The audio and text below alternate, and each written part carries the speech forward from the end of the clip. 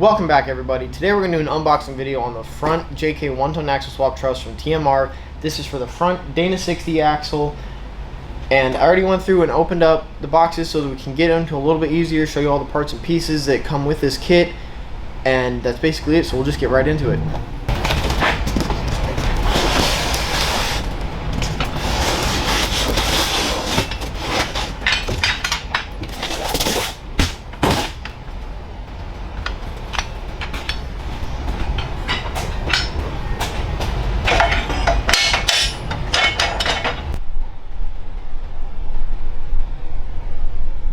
So as you can see, in the big long box is getting your main truss for the axle, and this thing was packed in super nicely. You had all this paper and the little extra areas stuffed in there so that it wasn't jiggling around, and then also wrapped around the two supports here and the support here, you had clear plastic wrap so that it wasn't moving around, it wasn't coming loose, even though it's all going to come apart anyways for when you get everything adjusted. It's just nice to see that it's all packaged nicely. So we're going to move into the other boxes and start showing you the rest of the stuff that comes in this kit.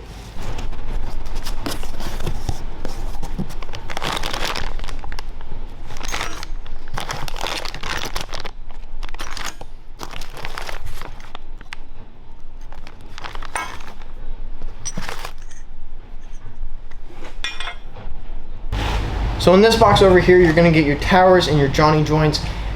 If you're going to be running a custom 3-link or another custom setup, then you're just going to want to order the truss only, which will come with the axle truss and then the box over here. But we'll get right into this and show you all the parts in here. First thing up, if you have your one baggie with both the towers in them, and these towers are just super thick and I don't see them going anywhere anytime soon. You also have these two little triangle support pieces, which will go here into the side where the little cutout is once you get it into the truss, just as a support, and they just plug right in. There's little holes right on top of the axle, and like I said, these little supports, they just slide right here into the side.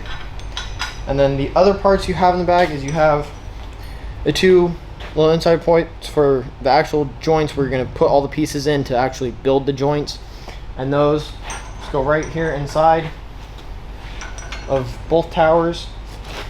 And then next you have your two baggies for the joints, which has all the pieces inside, including your bolt, washers, C-clips, joint itself.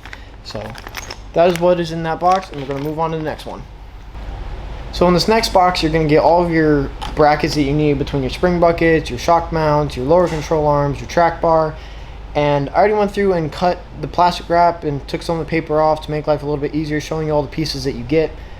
But just like the axle truss itself, there was plastic wrap with all the corresponding pieces held together so that you knew what was for what and where it's supposed to go. So we're going to get right into it. First thing off is both of your spring buckets, and it's two pieces. You have notches on either side and little indentations on the top so that they sit right into place. And on the bottom you have a big notch and two little ones, and that corresponds with the top of the truss. Is you have one big hole right here and then two small ones on the outside, so those will just sit right into place there. And the next thing you get in the box is your track bar mount, which consists of 4 pieces. You have a little piece which will key into the side of one of the plates and then also touch up on the axle, kind of as an extra little piece of support. Then you also have your back plate, which will go behind the two, holding them together. And with that, you have a little notch right here in the axle truss so that you can key it up right into place and correspond everything, that way you can weld it up nicely. The next thing you're going to get in the box is your control arm mounts, and you have 3 pieces. 2 of them have these big curved spots which are going to go up against your axle, and then you have your skid, and it also has a little cutout which is for the smaller piece. It's going to mount right up to it, and then it'll sit on the axle. And then you have a little curved piece back here for your actual arm, that way it doesn't catch. And those are going to go on either side. They're side oriented, but you'll notice that when you put them up to it, they're going to kick inwards just a little bit so that you can determine which side is for which. The next thing in the box is going to be these 4 I want to call them like extra supports, which are going to go right under each side of the truss itself. There's 2 per side, and you'll see in the axle that there's a big rectangular slot right under the spring bucket, and there's also a notched piece on the other side, a notched rectangle on the other side, where they're both going to sit underneath, and they have this big rectangular notch that sits right up in there, and it sits right down on the truss.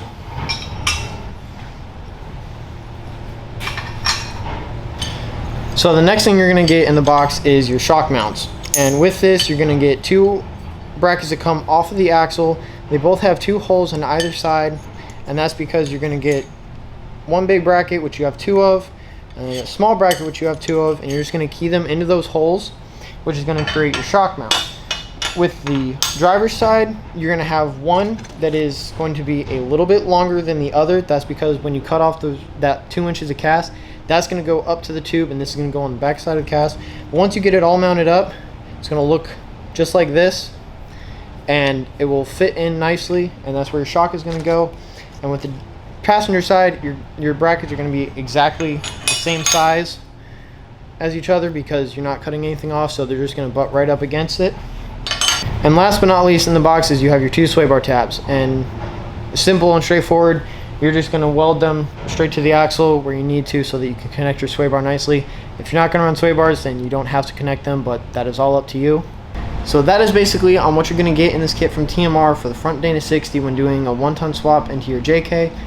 And TMR did an awesome job between packaging it and cutting out these pieces and just making it super beefy in general, so that it's going to hold up to serious wheeling at Windrock and Moab, Sand Hollow, and all the other like great places to go. So all in all, I can't wait to get this thing welded, which you guys will have to check out in the next video. But other than that, thank you guys for watching, and I will see you next time.